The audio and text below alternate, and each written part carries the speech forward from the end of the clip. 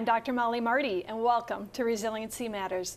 This is where we take the big resiliency research and best practices and break it down into small bite-sized pieces that you can begin using immediately to strengthen yourself and others.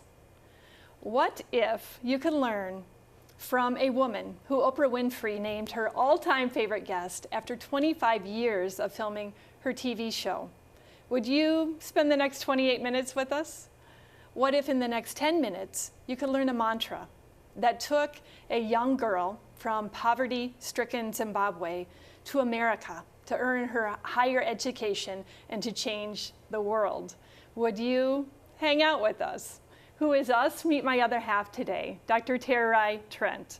Dr. Trent is a scholar, an educator, a humanitarian, and founder of the nonprofit Tererai Trent International. She is a leading voice in our world on equality for education, to help our young girls and empower them to be educated. And we are so very happy she is with us today. Welcome. Thank you for having me. Thank you.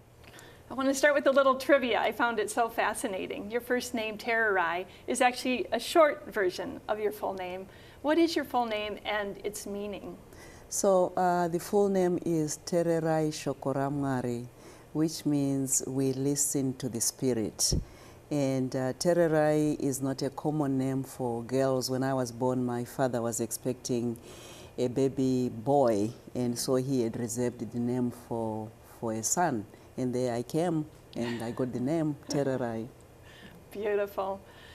In our resiliency work, we talk a lot about the power of one adult, a trusted adult, to change the life of a child. Mm-hmm. You experienced this firsthand. What was your experience?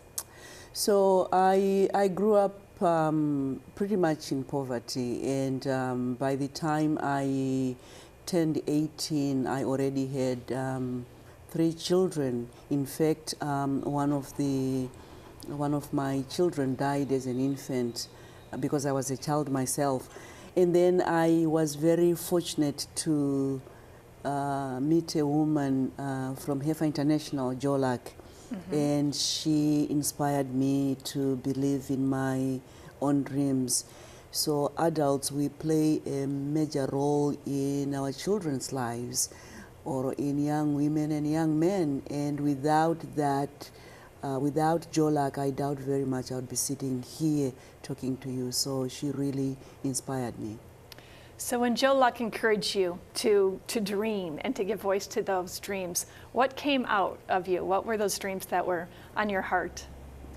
I wanted to have an education more than anything. So when Jolak talked about how her organization has changed lives, especially among young women. Mm-hmm. And I said, really, can I go back to school? Can I have an education?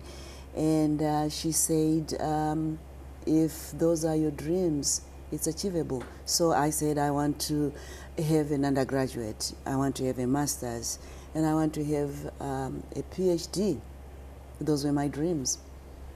And your mother encouraged you to write those down and do what? So after meeting with Jolak, I went to my mother and I said, Mother, I met this woman and she made me believe in my dreams. And my mother said, if you truly believe in what this woman said to you, write down your dreams and bury them. And I come from a culture where when a child is born, they normally take the child's umbilical cord and they wrap that umbilical cord in the mother's old dress and bury it deep under the ground near the heart where the child is born, with the belief that when the child grows, wherever the child goes, whatever happens in their life, mm-hmm. the umbilical cord will always remind them of their birthplace. So my mother realized that I needed some faith in my own life. I had these challenges that were so overwhelming. And she said, the same way we bury the umbilical cord, if you write down your dreams and bury them, Your dreams will always remind you of their importance. Wherever you go in the world, those dreams will call you back and say, you need to achieve us. And that's why I wrote down initially I had written down my 4 dreams. You know, go to America, have my undergraduate, have my master's, and my PhD. And I was ready to go and bury my dreams. And then my mother said something so profound, and I think that's what changed my whole life. She said, your dreams will have greater meaning if they are tied to the betterment of your community, which means your dreams will have greater meaning if they are also connected to the greater good. Yes. So I ended up writing my 5th dream. When I'm done, when I come back, I want to improve the lives of girls and women in my own community, because I realized at that point that it wasn't about accumulating my own dreams, but it was also about giving back to my own community. Beautiful. The call of home and the power of giving back. Yeah. So how did you get from Zimbabwe to America to begin pursuing your higher education? When I met Jolak, I did not have a high school diploma.